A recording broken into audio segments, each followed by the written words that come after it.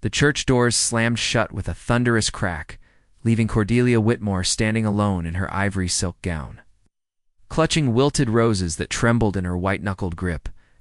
The congregation's whispers had died to deathly silence when Bartholomew Ashworth's note arrived, hastily scrawled words that shattered her world. Gone to California. Cannot Mary forgive me? She stumbled backward, her beaded veil catching on the wooden pew as her knees buckled. The elaborate dress her mother had spent months perfecting now felt like a mockery. The pearl buttons and intricate lacework a cruel joke played by fate.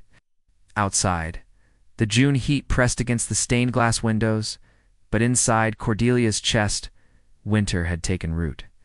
"Cordelia, darling, we must get you home." Her mother, Vivian, approached cautiously, as if her daughter might shatter like spun glass. But Cordelia was already moving, her satin slippers sliding against the worn floorboards as she pushed past the pitying faces of Millbrook's finest families. She burst through the church doors into the blazing afternoon sun, her train dragging in the dust of Main Street. The wedding guests had scattered like startled birds, leaving behind only empty carriages and the lingering scent of shame. Cordelia's breath came in ragged gasps as she stumbled toward the town square, her vision blurred by tears in the oppressive heat.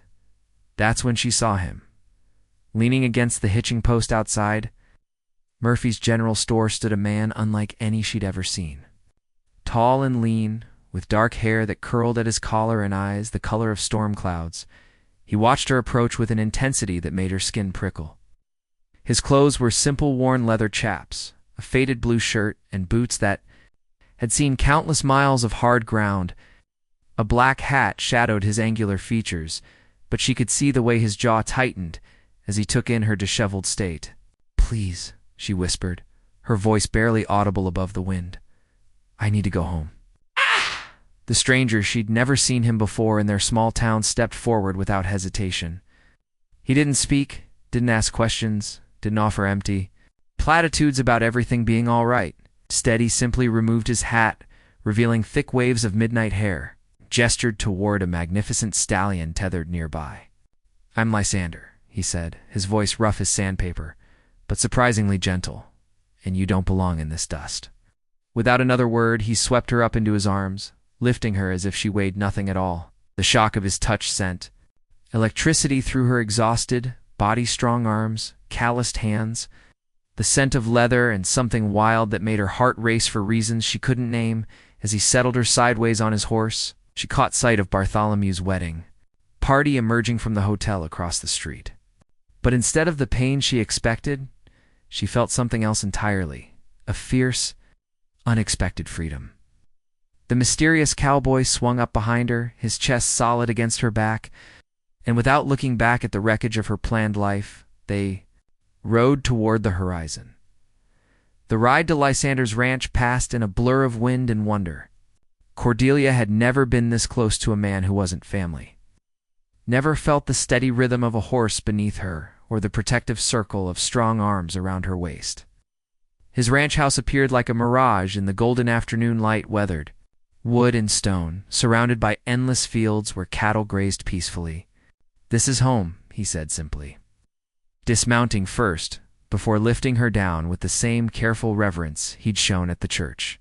Inside, the house was sparse but clean, with handcrafted furniture and windows that framed the vast sky. Sister Temperance appeared in the doorway, a woman with kind eyes and flour-dusted hands who took one look at Cordelia's wedding dress and understood everything without explanation. "You'll stay in my room," Temperance said firmly, already moving to prepare tea. "And that dress needs to come off before you overheat."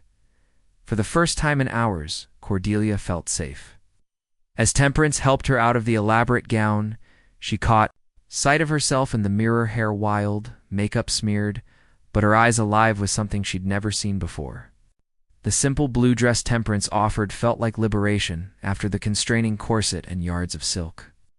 "He found you," Temperance said softly, brushing out Cordelia's auburn hair. "Lysander has a way of appearing when people need him most," Cordelia asked, watching through the window as Lysander tended to his horse with methodical care. "Words aren't his way," He speaks through actions. Temperance's smile was knowing. Our parents died when we were young. Lysander raised me, built this ranch from nothing. He's forgotten how to trust easily, but when he does, she left the sentence hanging, meaningful. That evening, they sat on the porch as the sun painted the sky in shades of amber and rose. Lysander had changed into clean clothes, dark trousers, and a white shirt that made his tan skin glow. He still didn't speak much, but his presence filled the silence with something electric. "Thank you," Cordelia said finally, her voice stronger now. "For today. For this." He turned to study her face, and she saw something flicker in those storm gray. I surprised, perhaps, that she was thanking him instead of asking to be taken back to town. "That man was a fool," he said quietly, his first unsolicited words since they'd met. The simple statement hit her like a physical blow. But not from pain, from the sudden realization that she agreed completely. Bartholomew had been safe, predictable, approved by her parents, but safe had never made her pulse race the way it did now. Ow. Sitting next to this enigmatic stranger who'd rescued her without question. "I don't even know your last name," she said, suddenly laughing at the absurdity of it all. "Ravencrest," he replied, a smile tugging at the corner of his mouth.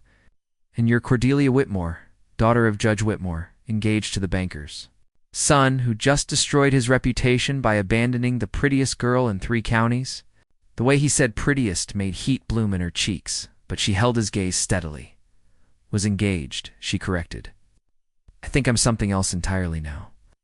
The understanding that passed between them in that moment was deeper than words, more binding than any vows she'd almost spoken that morning. 3 days at Ravencrest. Ranch transformed Cordelia in ways she'd never imagined possible. Gone were the restrictive corsets and elaborate hairstyles of her former life. Instead, she wore Temperance's simple dresses, braided her hair loosely, and discovered muscles she'd never known existed as she helped with daily chores. "You're a natural," Temperance observed, as Cordelia successfully gathered eggs from the hen house without getting pecked. Most town girls would have given up by now, but Cordelia was discovering that she wasn't most town girls. Each morning, she woke to the sound of Lysander's voice drifting through her window as he spoke to his horses. His tone gentler than any she'd ever heard him use with people. She'd begun timing her morning routine to catch glimpses of him working the way his shoulders moved as he repaired fencing. The quiet authority with which he handled even the most spirited animals. On the 4th morning, she found him in the barn, tending to a mare that was clearly in distress. Without thinking, she approached, her hand extended palm up the way she'd seen him do. "What's wrong with her?" she asked softly, expecting a foal, but she's nervous. First time. His hands moved with practiced skill, checking the mare's condition. "Sometimes they need to know they're not alone," Cordelia began, humming a lullaby her grandmother had sung to her hand, watched in amazement as the mare's ears perked up, her trembling subsiding. Lysander's hand stilled on the animal's neck as he listened, his expression softening in a way that made Cordelia's heart flutter. "She likes you," he said, wonder evident in his voice. "Maybe she recognizes a kindred spirit," Cordelia replied, thinking of her own recent upheaval. "We've both had our worlds turned upside down." The look he gave her then was so intense that she felt heat rise in her cheeks. They were standing close now, the sweet scent of hay surrounding them, and she could see flecks of gold in his gray eyes. "Cordelia," he said her name like a prayer, and she realized that in 4 days she'd learned more about true intimacy from stolen glances and accidental touches than she had in months of proper courtship with Bartholomew. "I should go back to town," she said, though every fiber of her being rebelled against the words. "People will talk. Let them talk." His voice was rough with emotion. "The question is, what do you want?" It was the first time anyone had asked her that question, not what was expected, not what was proper, but what she wanted. The answer rose from somewhere deep inside her, fierce and undeniable. "I want to stay," she whispered. "I want to help with the mare, learn to ride properly, wake up to this view every morning. I want ... double quotes." She paused, gathering courage. "Want. To know what it feels like to be chosen, not just accepted." Something shifted in his expression. Wall crumbling, a door opening. He reached up slowly, giving her time to pull away, and cupped her face in his calloused palm. "You were never meant for that life," he said, his thumb brushing across her cheekbone. "You were meant for something bigger, something real." The first time he kissed her, there in the golden light of the barn, with the mare whickering softly beside them, Cordelia understood that she had never truly been alive before this moment. Word of Cordelia's extended stay at Ravencrest Ranch reached Millbrook faster than wildfire in August. On the 7th day, her father arrived with the sheriff and half the town council, their faces grim with righteous indignation. "Cordelia May Whitmore, you will come home this instant." Judge Whitmore's voice boomed across the ranch yard, scattering chickens and causing the horses to snort nervously. "Your reputation is in tatters, and this display of impropriety ends now." Cordelia emerged from the house in one of Temperance's work dresses, her hair braided simply down her back, her skin touched with healthy color from days in the sun. She looked nothing like the pale, corseted daughter who had left for her wedding a week ago. "Hello, Father," she said calmly, her voice carrying a strength that surprised even her. "Don't you hello father me, young lady? Get in that carriage immediately. We're going home to discuss your engagement to Mortimer Blackthorne." The name hit her like a physical blow. Mortimer Blackthorne, 50 years old, twice widowed, and known throughout the county for his cruel treatment of both wives and horses. The idea that her father would even consider such a match made her stomach churn, she said simply. The word hung in the air like a thunderclap. Judge Whitmore's face turned purple with rage while the men behind him shifted uncomfortably.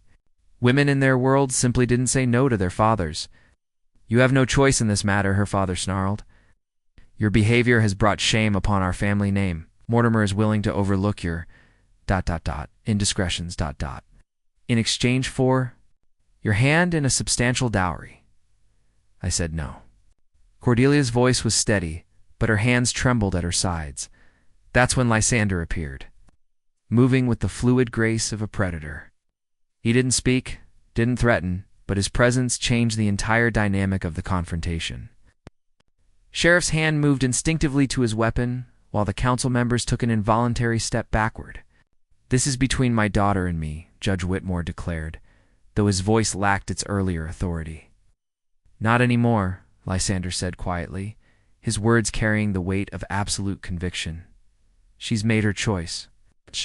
She's made no legal choice. She's still under my authority, and I'll have you arrested for kidnapping if necessary." Cordelia stepped forward, placing herself between the two men. "Father, I was never kidnapped. I was rescued, and I choose to stay, by a nobody, a drifter." Her father's voice cracked with desperation. "He has nothing to offer you. He offers me something you never did," Cordelia replied, her voice growing stronger with each word. "He offers me respect, the freedom to choose, the chance to be more than just a bargaining chip in your business dealings."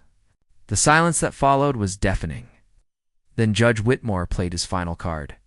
"If you stay with this man, you are no daughter of mine. You'll be cut off completely. No inheritance, no family, no place in society. You'll have nothing." Cordelia felt Lysander tense behind her, knowing he was about to speak, probably to offer some compromise. But she was done with compromises. "Then I'll have nothing," she said, her voice ringing with conviction. But I'll have it freely chosen, and I'll have it with a man who sees me as more than property to be traded." She turned to face Lysander, and the look in his eyes, proud, fierce, and completely devoted, told her she'd made the right choice. Her father left without another word, but the damage was done. The battle lines were drawn. The weeks following her father's ultimatum passed. In a strange bubble of peace and tension, Cordelia threw herself into ranch life with determined enthusiasm, learning to milk cows, tend the vegetable garden, and even assist with the birth of the mare's foal, spirited filly they named Freedom. But the isolation was taking its toll. No visitors came from town, no letters arrived, and the few times they ventured into Millbrook for supplies, conversations died the moment they entered establishments. Cordelia held her head high, but Lysander could see the pain in her eyes when former friends crossed the street to avoid her. "You're having second thoughts," he said, one evening, as they sat on the porch watching the sunset. "It wasn't a question," she said quickly, then sighed. Maybe not about you, about us, but about what I've asked you to sacrifice. He frowned. What I've sacrificed. Your peace. Your privacy. The town barely tolerated you before, but now they actively hate you. And when they find out about Mortimer Blackthorn's threats, ... Lysander's jaw tightened. The threats had been escalating, cattle found dead, fences cut, warning notes left on the porch. Blackthorn wanted Cordelia badly enough to wage war for her, and he had the town's backing. I can handle Blackthorn, Lysander said quietly. It's not the point. Cordelia turned to face him, her green eyes intense. I won't be the reason you lose everything you've built here. Maybe I should. He silenced her with a kiss, fierce and desperate. When they broke apart, both were breathing hard. Don't, he said, his voice raw. Don't you dare suggest leaving.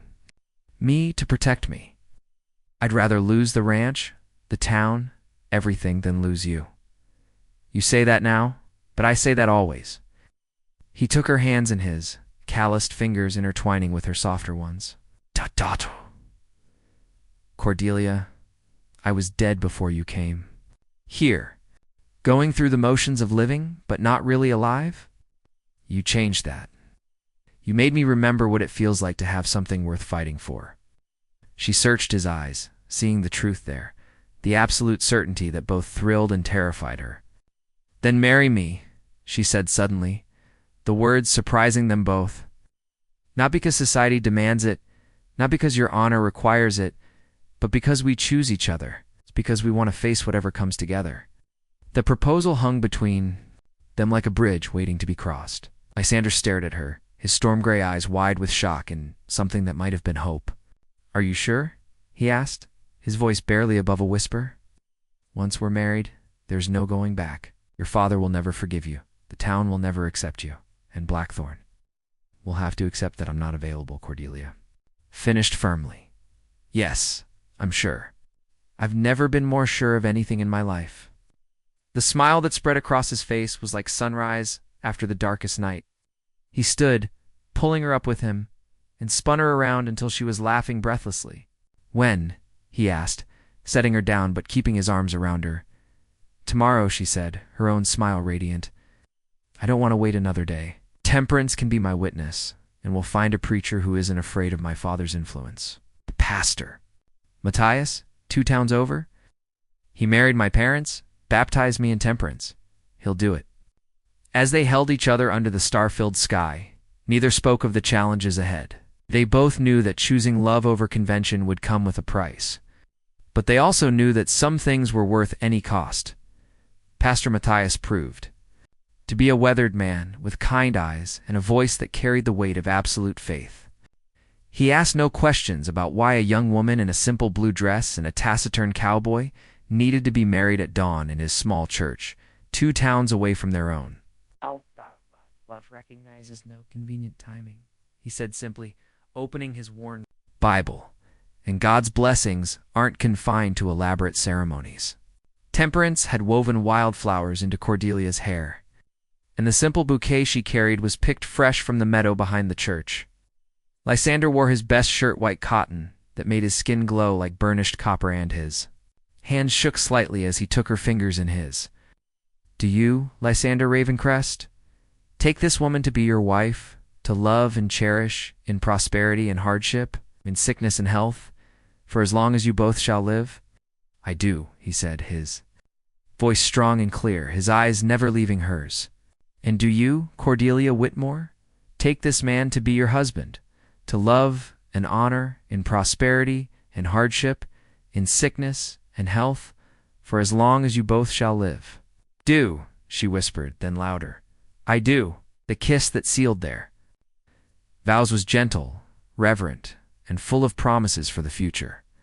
When they broke apart, both were smiling through tears. I now pronounce you husband and wife, Pastor Matthias beamed. What? God has joined together. Let no man put asunder.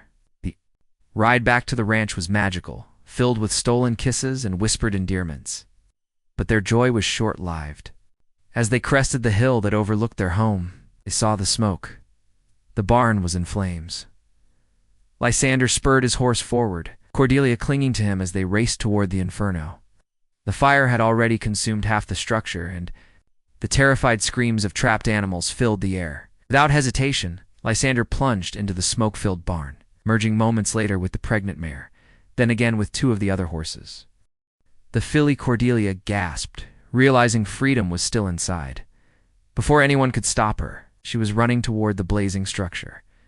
The smoke was choking, the heat overwhelming, but she could hear the terrified whinnying of the young. Horace, she found freedom in the far stall, eyes white with terror, refusing to move. "Easy, girl," Cordelia crooned, her voice calm despite the chaos around them. "We're going to get out of here together." She managed to get a lead rope around the filly's neck and began leading her toward the entrance, but a burning beam chose that moment to crash down, blocking their path and sending up a shower of sparks. "Cordelia." Lysander's voice was raw with terror as he appeared through the smoke. Without hesitation, he scooped up both the filly and his wife, carrying them both to safety just as the rest of the barn collapsed. They stood in the yard, covered in soot and ash, watching their livelihood burn. But they were alive, and they were together. And somehow that made everything else bearable. "Blackthorn," Lysander said grimly, his arm tightening around Cordelia's waist. "Can you prove it?"